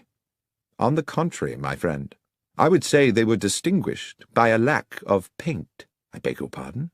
"I mean, Watson, that there are white marks on the soles, to be sure. But tell me, pray, how a man with his hands covered in whitewash could have unlaced and removed his boots without leaving marks on the laces?" "I don't know," I said, "but it would be a singular coincidence if someone completely innocent had jettisoned a pair of boots with paint on the soles." "There is no coincidence," Holmes said. "These boots were undoubtedly left here by the thief, but not in the way we were intended to believe." "Are you suggesting that you know who the thief is?" "The thief, Watson, is the Reverend Kingsley himself." "But how could it be, Holmes? There was no time for him to escape across that meadow and return to the vicarage in time to meet Sam Manners outside the church. How can a man chase himself across a meadow?" "As you know, Watson, we are due to meet the bishop this evening at Trinity Vicarage, so let us finish our meal. I will explain everything there." We had promised the bishop an interim meeting at the vicarage to advise him of our progress in the case, which no doubt the clergyman expected to be only moderate this soon after our previous meeting. But we had hardly settled to our sherry in Mr. Kingsley's comfortable parlour than Holmes declared dramatically, "You will no doubt be delighted to know, gentlemen, that Dr. Watson and I have solved the case." I did not think it my business to confess that after my previous conversation with Holmes I was as much in the dark as anyone, but I sat quietly sipping my sherry while I watched my friend open the bag we had brought from the inn and remove the 2 large white-stained boots we had found beside the stream. The bishop's eyes widened. I have to say he looked incredulous. Mr. Kingsley, too, wore a sceptical smirk and raised his eyebrows. "Please tell us, Mr. Holmes, what you think you have found?" "Dr. Watson and I found these," Holmes explained, "in a bramble bush in Harding Lane. Big boots suggested we were seeking a big man, yet the footprints told us his stride was short. It was our landlord at the Jolly Bulldog who enabled me to understand the dichotomy. He is a man who buys bigger boots than his foot size in order to accommodate extra socks. Our villain, however, bought his bigger boots in order to accommodate another pair of shoes, leaving the footprints of a bigger man than he is himself. Is that not so, Mr. Kingsley?" The young vicar, I thought at the time, if he was guilty of anything, was heroically cool about it. He betrayed nothing but genteel surprise. "Are you suggesting that I was the thief, Mr. Holmes?" "Holmes," said the bishop gravely, "from what I understand, Mr. Kingsley and his verger practically managed to catch up with the thief on that fateful day. What on earth do you think is the evidence for this assertion?" "My lord," Holmes said confidently, "Mr. Kingsley wished to embezzle the money raised by the sale of the Hatchingham Grail and decided to construct a piece of theatre which would deceive investigators. He not only invented the spectral man in the large-brimmed hat, he also on several occasions paraded in the hat and the high-collared coat and ensured that Mr. and Mrs. Manners caught a glimpse of him. On the day of the theft, having sent Sam Manners to lunch, he came back here to the vicarage, assumed the disguise, showed himself at the cottage window where Manners was eating, and proceeded into the churchyard. Dashing back to the vicarage again, he slipped out of his cloak and hat and waited for Mrs. Manners' knock on the door. He told Mrs. Manners to summon her husband and rendezvoused with him outside the crypt door." "And then what?" said Mr. Kingsley, insolent with fury. "I put on these boots, unlocked the church, went down to the crypt, took the money, escaped the church, jumped the stile and ran across a mile of the field, then dashed a mile back, took off the boots and waited calmly for Sam to arrive, whereupon I went chasing off across the field again. That would indeed have been ingenious. To do in 2 minutes what an athlete could not do in 20. Yes, indeed. The question, as my friend Dr. Watson has clarified, is precisely, how may a man chase himself across a meadow?" "And the answer?" asked the bishop. "No one will ever know at what point you took the money, Mr. Kingsley. As the keyholder, you are free to do it at your leisure, and, for all one knows, it may never have been in the crypt safe in the first place. Certainly there was no need for you to waste time on it on the day we are discussing. You wished to ensure there was just enough time with Mr. Manners at lunch for you to get to the crypt door and kick over the whitewash bucket. And of course you had given Mr. Manners the task of whitewashing that particular part of the church wall, simply to ensure that there would be a bucket there to be upturned. That was all you needed to do, because, and here is the thing, you had made the footprints across the field on the night before. You had also, I have no doubt, planted the boots in the hedgerow on the same occasion, making sure they had plenty of white paint on the soles. Foolishly, you forgot to daub a little on the shoe laces." At this point, the vicar dropped into a chair as though all resistance had suddenly fled him, and I believe that as Holmes proceeded, we all realized that he was now approaching a devastating conclusion. "At some hour of that night, Mr. Kingsley, having splashed so much whitewash on the underside of the boots that your hands were gloved with paint, you planted your white-printed trail along the footpath across the meadow to Harding Lane. Afterwards you dropped the wide-brimmed hat by the stile and jettisoned the boots in a bush further along Harding Lane. The trail of prints was therefore neatly in place for the deception next morning, and I dare say you were solicitous to keep Mr. Manners away from the stile, where he might prematurely stumble upon your, if I may so misname it, handiwork." "But one moment," said the bishop. "If Mr. Kingsley had dropped the hat the night before, how could he have been wearing it that morning?" "Well, of course, that's simple," said Holmes. "There were two hats. And finally, there was the question of the keys." "What question was that, Holmes?" I asked. "I don't recollect any mention of keys." "Precisely. There was a distinct absence of any such mention. Why? Because a key would have been needed to enter the crypt, and Mr. Kingsley thought it better not to raise the tricky matter of how such an intruder might have got hold of one." The pale face and slumped figure of Mr. Kingsley indicated his utter defeat. The bishop clearly needed no further convincing. "The money, Kingsley," he said. "Have you spent it?" The vicar looked bitter. "I'm a gambler, Bishop. And the truth is that over the years I have burdened myself with appalling debts. I started to use the church money bit by bit. I meant to return it one day when I had a big win, but money runs through my hands like water. There's little of it left." "Then it's a matter for the police," the bishop said. "And we must find a new vicar for Hatchingham.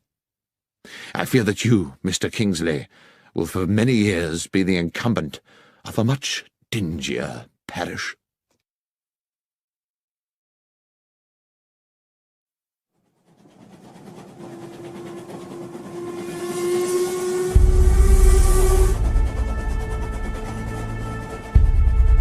The 1059 Assassin.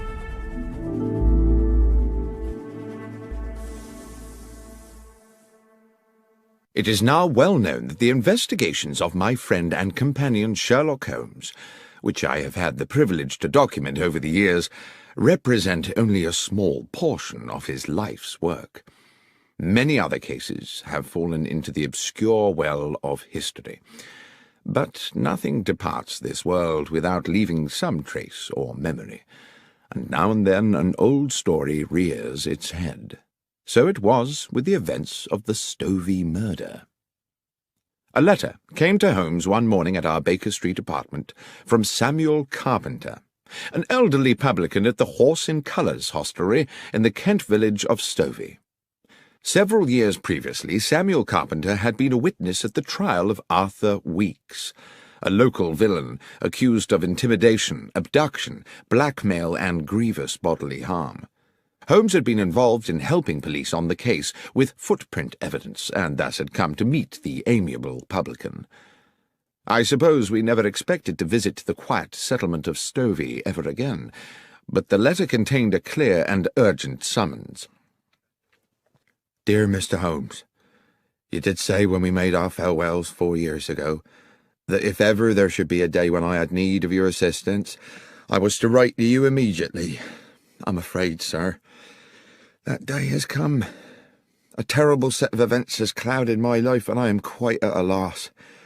Arthur Weeks, that ruthless villain you helped put away, died in jail a few months ago.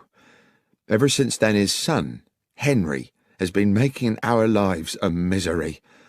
I found my dog Catcher shot dead in the field, and twice a dead fox in our water tank. I started getting letters threatening to burn down the inn, telling me I should one day wait in vain for my wife to come home. Terrible things, but all written anonymous. Then he brazenly come and drink at the inn as innocent as you like. Well, last week our son Jack told Weeks straight there, in front of all my customers, that he'd gone too far, and he'd better prepare himself for some serious consequences. I wish he had not done it. 2 days afterwards, Weeks was found shot through the head, and my Jack is now being arrested as a murderer. If there's anything you may be able to do, Mr. Holmes, please come immediately." I knew that Holmes had taken strongly to the publican, so it was hardly a surprise to me when he asked, as is his way, whether I had any pressing engagements over the next few days, and, when I said no, instructed me to pack immediately an overnight bag. Within an hour we were aboard a Kent-bound train. In Stovey village we took rooms at the Horse in Colours, and as soon as we were settled in, sat with our landlord at a table in the bar, where a large fire battled the chill in the air. Holmes said, "Now, Mr. Carpenter, the first thing you must do if I am to help you is to answer my questions honestly and accurately." "That I will do, Mr. Holmes." "Your Jack made a threat to Henry Weeks here in this bar." "Yes, sir." "And 2 days later Weeks was found dead." "Dead with a shot through his head, just outside the village where Nightingale Lane crosses the London railway line, and his horse tied up nearby." "And they came to arrest Jack when?" "That very night. But Jack wasn't here, of course." "Wasn't here?" "Jack couldn't have killed him, Mr. Holmes. Jack was already aboard the London train when Weeks was killed. He was off to buy himself a suit for his wedding. I took him to Stovey Station myself that evening to catch the 10:59. There weren't a moment when Jack left my sight. I watched him get on that train and waved him off as it left. But the police didn't seem to think that counts for anything. Soon as he got back here next day, they carted him off, and he's now under lock and key in Maidstone jail." "Well, Mr. Carpenter," said Holmes, "I accept unequivocally that what you are telling me is the truth. But my sense is that this is going to be a very convoluted business, and I must impress on you the need to be patient." When Carpenter had returned to serving his customers, I said quietly to Holmes, "Surely, if what the old chap says is true, the police have no case. Weeks must have had 100 enemies hungry for his blood, with far weaker alibis than Jack Carpenter."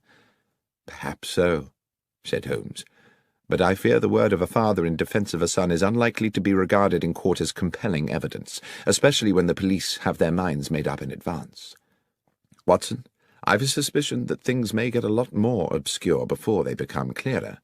Let's make good use of the afternoon by acquainting ourselves with the details of Henry Weeks' unfortunate end." Our escort to the scene of the crime was a local policeman, Sergeant Berry, a man of stubborn practicality, whose uniform one suspected must have been artfully augmented to accommodate the spectacular rotundity of his belly. He clearly felt he had better things to do than to accompany a consulting detective to the scene of a crime when the culprit was already halfway to the gallows.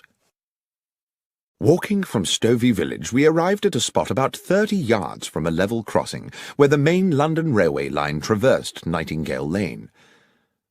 "Darkhill Crossing. Corpse found here," Sergeant Berry said bluntly. 6 feet from the fence. Victim's horse still tied to the fence. Cause of death, single bullet entering just here."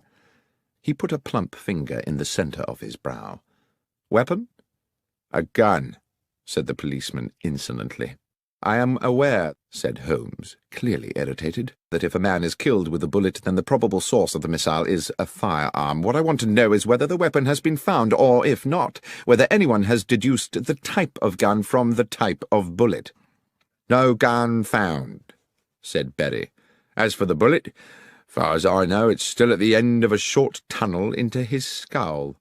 "And the horse?" "Oh, I don't think we can pin it on the horse, sir," the policeman said with a smirk. "Sergeant Berry," Holmes was threateningly patient, "are you able to assist me in this investigation, or would it be more convenient to you if I were to apply to my acquaintances at the yard to find me an alternative guide?" The policeman looked suddenly chastened. "Just my joke, Mr. Holmes. Yes, I can take you to the horse, sir, and to the body." We saw the horse first. It had been stabled with the police horses in a yard in the village, a tall brown stallion with rather frightened eyes. When young, it must have been a formidable creature. Now it looked ragged from a lifetime of hard riding. Holmes looked it over carefully. The animal was skittish, seemingly distressed, and tried to pull away when Holmes held its bridle to examine its head. I watched rather nervously as my friend entered the stable bay and walked round the animal, which threatened to jostle him against the walls. Then, when he reached the front of the creature again, Holmes said, "There's a mark here. A sharp wound, can you see?" On the right foreleg, just above the fetlock joint, was a slender but quite noticeable lesion, apparently caused fairly recently. Holmes turned to Berry again. "Was this mark here when the horse was found?" "I believe so." Good. Well, since we seem to be in the business of investigating wounds today, you'd better show us the way to the morgue. Incidentally, Sergeant, how well do you know the accused man? Fairly well, replied the policeman. Do you know whether he has friends, acquaintances, perhaps, of some intimacy? Well, not really that I know of, sir. He was always at his father's public house, and they were ever a close lot. Sergeant Berry stopped. He became instantly animated and businesslike. A gleam came into his eyes, and he said, "Look, there's the mortuary, Mr. Holmes, just after the church. I'll leave you to it, if I may. Just thought of something rather urgent I've got to do." And very briskly, almost running, he disappeared back towards the village. "Strange," I said to Holmes. "What do you think that was about?" "I think," said Holmes, "that I've put an idea into his head. I only hope it doesn't complicate matters." It transpired that a post-mortem on the dead man had been commissioned, but that the police pathologist had only arrived from London that morning, possibly on the same train as Holmes and myself. I knew Professor Yardley a little through my connection with St. Mary's Hospital in Paddington, and he was quite amenable to my assisting him with the matter in hand. He was a conscientious practitioner, and while the cause of death seemed evident, he thoroughly inspected the externalities of the corpse before opening it. The head wound was a clean, almost star-shaped hole, glutted with dried blood. There was no wound on the back of the head, and it was apparent that the bullet had not exited the body. "Notwithstanding that there was no weapon at the scene," Holmes said, "suicide seems out of the question, wouldn't you say? There are no powder burns to the skin, and, besides, the wound is probably too small for a close shot. I'd say the missile came from some distance."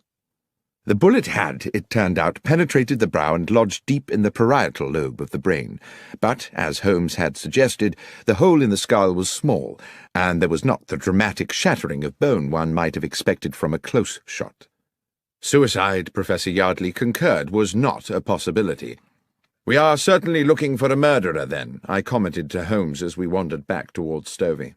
"Well, somebody killed Henry Weeks for certain, Watson. But I have to confess that at this moment I have no idea who it was." "You don't think we might be wrong about Jack Carpenter after all?" "I do hope not, Watson. It would be an appalling tragedy. But then I suppose for one poor soul or another, murder always is." I had hoped that our next port of call would be the Horse in Colours, for an icy wind had blown up and I was ready for a glass of beer and the comfort of the inn's blazing logs. But Holmes walked us straight to Stovey Station, where, he said, we must make an important call. I steeled myself against the increasing cold as the last light faded from the sky. The station-master at Stovey was Milton Fraser, a man dressed to give the impression of order and precision, his cap fitting perfectly the balding sphere of a small, neat head, and a fine silver pocket-watch peeping from his waistcoat pocket. Holmes, whose own knowledge of the country's railways is second to none, won his confidence easily. "I wish to ask you, Mr. Fraser," he said, "about yesterday evening. There is a late train to London, I believe." "The 10:59, sir." "It was on time?" "It was, as it generally is. Not much traffic on the tracks at that hour." "And do you recall whether any passengers boarded the train at Stovey?" "Of course I do, sir. Young Jack Carpenter." "Just him?" "Yes, sir. His father saw him aboard. I watched the train pull away myself." "And there is no way anyone could have left the train after that?" "Well, not here in the station, no, not without my seeing him." "Not in the station?" "No." "I suppose it might be possible for someone to alight at the crossing." "The level crossing?" "Yes, sir. The 10:59 always stops at Darkhill Crossing for a few minutes. Safety precautions, sir. Thornley Bridge over the Stour is considered unsafe for two trains until they finish the repairs, so the 10:59 up train must wait until the 11:04 down has come through." "And this happens every night?" "Can't recollect when it last didn't, sir." "Lastly, Mr. Fraser, can you recall which part of the train Mr. Carpenter boarded?" "Second compartment of the third carriage, sir. I'm quite sure of that." "Thank you, Mr. Fraser. You've been more helpful than you know." "I suppose we now have to consider," I said to my companion back at the Horse in Colours, as I stared into the flames of the fire, "that Jack Carpenter shot Henry Weeks from the stationary train." "We must consider it, certainly." Yet I think it rather unlikely. How would Carpenter have known his intended target was going to be waiting there at the crossing? Then what is the significance of the stopping train? Has it any? I'm beginning to think it has, but I must confess to being currently unsure in what way. Well, let's eat and then sleep on it, I said. But at that moment our cosy evening was horribly interrupted. A young woman, hair dishevelled, came screaming into the bar. "Mr. Carpenter! Mr. Carpenter!" The elderly landlord came rushing in from the kitchen. "What is it, Sarah?" "It's Beth Miller. They've taken her in." "Who's taken her?" "The police. That Sergeant Berry's arrested her. Says he found a gun." "What's this?" cried Holmes. "Who is Beth Miller?" "Beth is my son Jack's betrothed," Carpenter said. "Their wedding is fixed for next month. Beth's a good and honest young woman and gentle as a lamb. I'll see that blasted policeman." Holmes barred his way and put a hand on his shoulder. "If I'm to help you, Mr. Carpenter," he said, staring hard into the man's wild eyes, "believe me when I say that it will not serve our purposes to be too precipitous. Dr. Watson and I will go straight to the police station and find out what's happening. I beg of you to do nothing before you hear from us." Having received Carpenter's assurances, we made our way out of Stovey to the police station, a thick-walled stone building halfway along to the next village. Once a brewery, it now had the grim air of a medieval lock-up. It would not be exaggerating to say that my friend and I received a cool welcome from Sergeant Berry, whose domain this appeared to be. "Yes, sir, I do have a young woman in custody here, and I can confirm that she has been charged on suspicion of murder." "And can you tell me," said Holmes, "how she is supposed to have committed this crime?"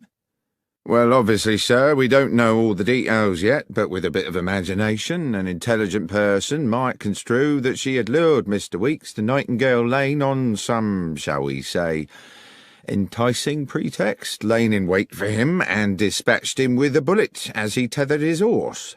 "And," said Holmes, "would this same intelligent person construe that Jack Carpenter had a part in this?"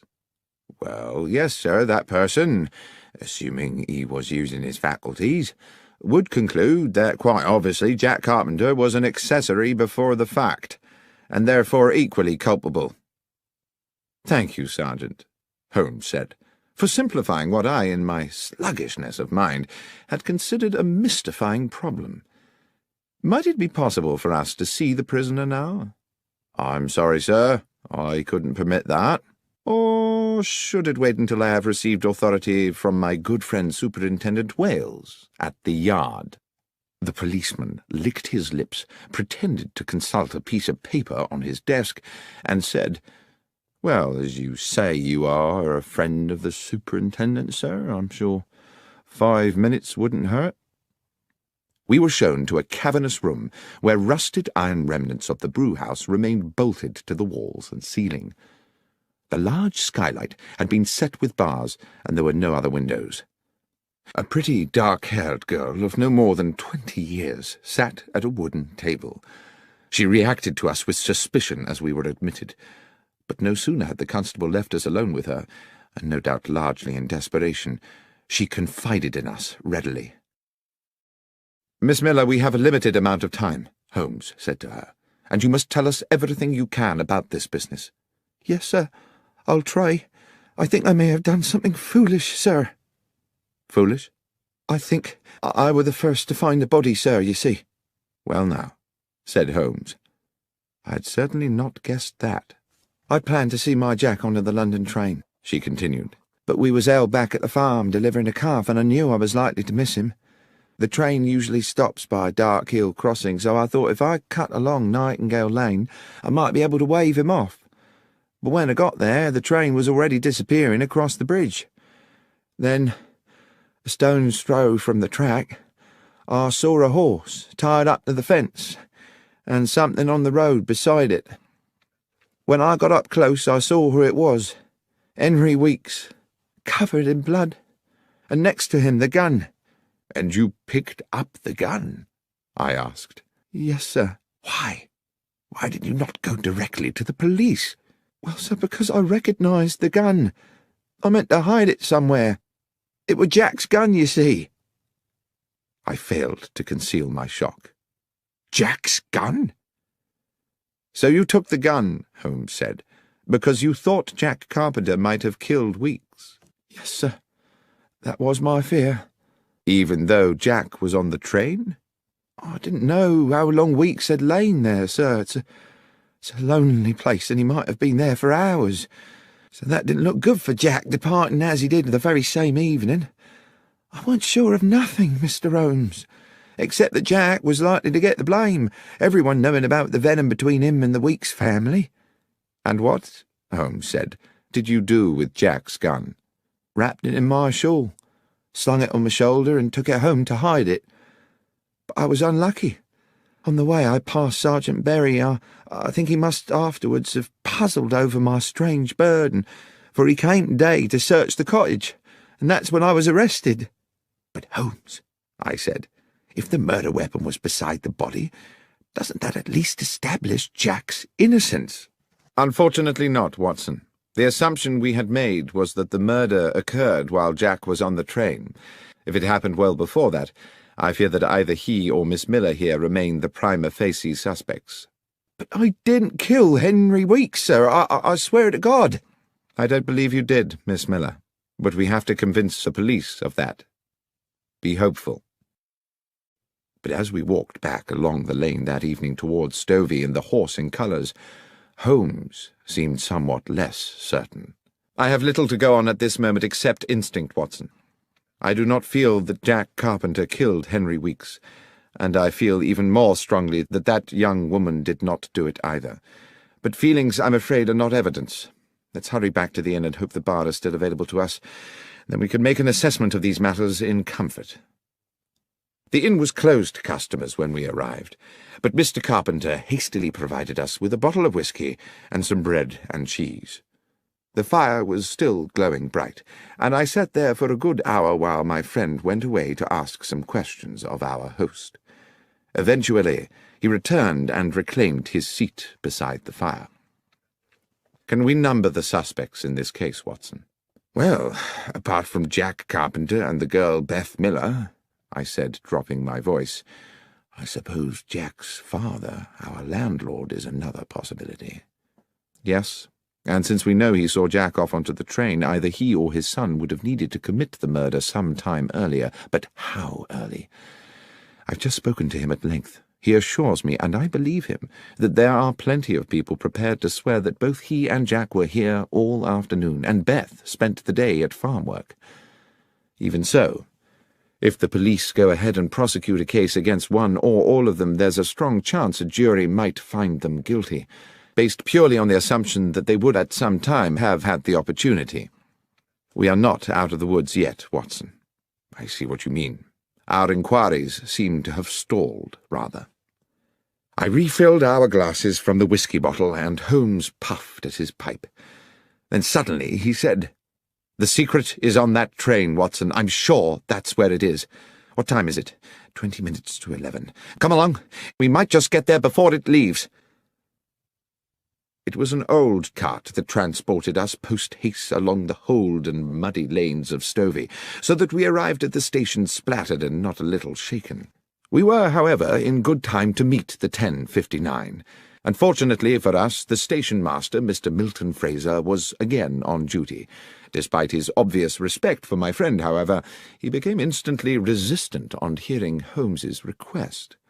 "No, sir. I'm afraid I most definitely cannot hold up the 10:59 London train. Mr. Fraser, this is no flippant request. An innocent young woman will spend tonight locked in a dungeon, as will her fiancé, unless I am able to complete certain essential inquiries. I ask only for 10 minutes. Mr. Holmes, my reputation may be a small thing by the world's standards, but it is very important to me. 10 minutes is a long time to delay a train. But if I can guarantee you that this will not affect your reputation, can you really do that, sir?" "Mr. Fraser, you have my word on it." A long, thoughtful pause. Then, "Very well, Mr. Holmes. I'll do as you ask." When 2 minutes later the great black locomotive hauled its clanking carriages into the station, Mr. Milton Fraser went straight to the footplate and had words with the engineer. A wave to Holmes and myself, who were some way along the platform, told us all was clear, and we boarded the train. Holmes went directly to the second compartment of the third carriage, which contained just one late passenger, an elderly gentleman sitting beside what I saw immediately to be the medical bag of a general practitioner. "If I may interrupt your peace and quiet, sir," Holmes said, and having outlined his reasons, asked, "Were you aboard this train last night?" "I was," said the older man. "I take this train pretty well every night. I'm a medical man with a practice in Newbury and a home in London." "Were you in this same compartment last night?" The elderly physician laughed. "Creature of habit, sir. Same compartment every night." "And do you recollect the young man who, I believe, got onto the train at this station yesterday?" "I do, as a matter of fact. He sat there, right opposite me by the window. Pleasant young man." "Good. Now, sir, the train stopped at Dark Hill Crossing a little way up the line. Do you recall anything unusual about that?" "Oh, it stops there pretty well every night, but, well, I do remember something, as a matter of fact. The train whistled, as it usually does, to see if the down train is close enough to respond. At just that moment, I remarked a small flash of light outside the train, like the sun reflecting off brass." "And the young man," said Holmes, "what was his response?" "He seemed as puzzled as I was. He said he knew the area and couldn't imagine what it could be." "Thank you, Doctor," said Holmes. He led me briskly from the train. "We have just 3 of our 10 minutes left before the train leaves, Watson, but I think it might just be enough." Mr. Fraser was waiting for us on the platform. "All done, sir?" "One final request, Mr. Fraser. Are these the same carriages and in the same order as made up the train last night?" "Yes, sir. That doesn't change much." "Then I'll need to get onto the line to check the other side of the train." "I don't know, Mr. Holmes. The down train is due. You'll be at too much risk." "I shall be quick." And without further discussion, he re-entered the train, crossed the compartment, opened the further door, and dropped onto the down line beyond. At almost precisely that moment, we heard a whistle, and Fraser said, "By golly, Dr. Watson, that's the down train crossing the bridge." I waited for a half-minute, but when I heard the rumble of the approaching train, I could restrain myself no longer. "Holmes!" I called. "Get a move on, for God's sake!" But the last words of my sentence were drowned by the roar of a locomotive thundering into the station and hissing to a halt next to the 10:59. I'm not sure what I thought had happened. I could see that Holmes had not regained the empty compartment for a terrible moment. I hovered in a cloud of anxiety. Then his head appeared, between the bottom of the train and the platform edge. He had ducked under the stationary train to avoid the incoming express. "Holmes, are you all right?" "More than all right, Watson," he said as he clambered back onto the platform. "Especially as I believe I can now name our murderer." He turned to the rather shaken station-master. "The train may leave, Mr. Fraser, but there are conditions.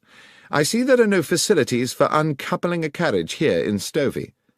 "Correct, sir. There are no sidings here." "Then I must ask you to travel to London with the train, and to ensure on arrival that the carriage in which the physician gentleman is travelling is impounded at Paddington." "Good Lord, Mr. Holmes, is the doctor a suspect?" "No, Mr. Fraser, but one might say the carriage is."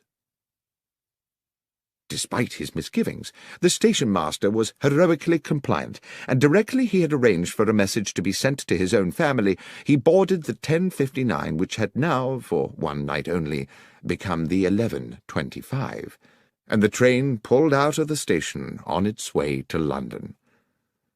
"Well, Holmes, I probably don't need to tell you," I said, "that I am completely baffled." "You can be forgiven for that, Watson. It has been a puzzling business. But you do intend to explain to me how a train carriage can be a suspect in a murder case?" I will explain everything when we get back to the Horse in Colours, but first I must ensure that Beth Miller is released from that appalling prison and spends tonight in her own bed. It was long past midnight when we sat again in the comfort of the inn. Though I had not been present when Holmes had put his theory before Sergeant Berry at the makeshift jail, he had clearly made a convincing argument, because Beth Miller had been immediately released and sat with us now at the rough-hewn table where Samuel Carpenter, bubbling with the turn in fortune, was proving very liberal with his best ale. "So, who was it, Mr. Holmes? Who was the murderer?" "Well, that's not as simple a question to answer as you might think," said Holmes. "The simple answer is that Henry Weeks was the murderer." "Do you mean it was suicide?" I said. "Well, Watson, whatever we call it, there is no doubt that when Henry Weeks fired the gun, it was to murder Jack Carpenter."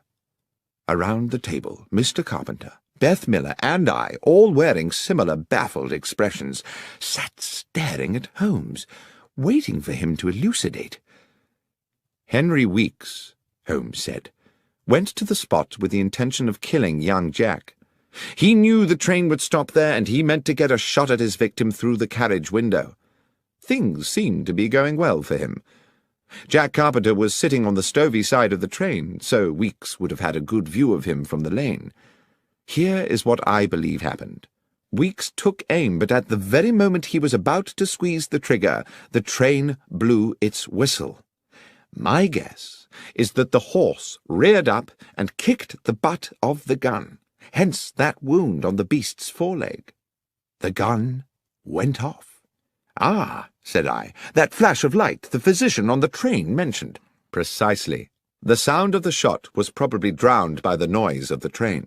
The gun barrel now tilted down, its aim sent low. The bullet hit the wheel bogie of the carriage. The mark on the metalwork is what I was so keen to check this evening, and ricocheted back to strike Henry Weeks." "So the train wheel was the killer," I said. "As I say, one could impute the train or the bullet or even the horse as accessories, for all were material in the death. But the fact of the matter is that Henry Weeks, in a rather elegant example of poetic justice, inadvertently murdered himself." Holmes and I took the first train back to London the following morning, passing on our way out of Stovey Station the sight of Weeks's lonely death. "What put you on to it, Holmes?" I asked. "I suppose you could say, Watson, that human goodness put me on to it." "Not deduction, then?" "Samuel Carpenter, his son Jack, Beth Miller. Good people, Watson. We were, if my instinct about them was correct, distinctly short of homicidal candidates. Then you'll recollect the nature of Weeks's head wound. Clearly not suicide, as you noted yourself, because of the shallow nature of the wound. But was it a deep enough lesion to have been caused by a direct hit at close range? That set me wondering about whether the bullet might have rebounded. My examination of the train confirmed it. You're quite right about the wound. I dare say it didn't kill him outright. The poor man probably lay there for some while, bleeding to death in the cold." "Well," said Holmes, "perhaps that bleak hour may have given him time to reconsider the error of his ways." Sherlock Holmes, The Rediscovered Railway Mysteries and Other Stories, was written by John Taylor and read by Benedict Cumberbatch. It was produced by Fiction Factory and is published by BBC Audiobooks.